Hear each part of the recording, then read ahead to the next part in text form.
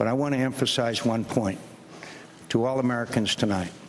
This isn't the beginning of the end of this crisis.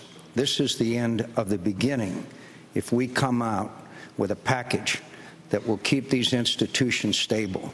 And we've got a lot of work to do.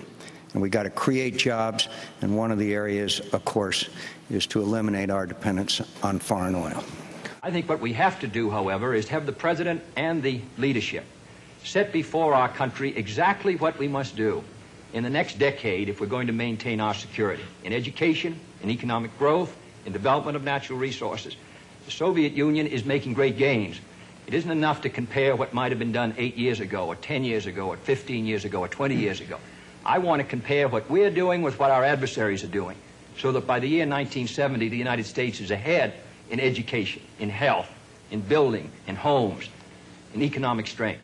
So we have to move swiftly, and we have to move wisely.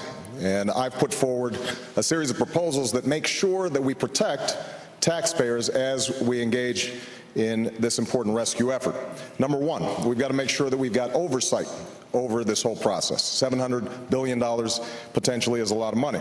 Number two, we've got to make sure that taxpayers, when they are putting their money at risk, have the possibility of getting that money back and gains if the market and when the market returns. We have, for example, a gross national product of approximately $500 billion. Roughly $100 billion to $125 billion of that is the result of government activity. $400 billion approximately is a result of what individuals do.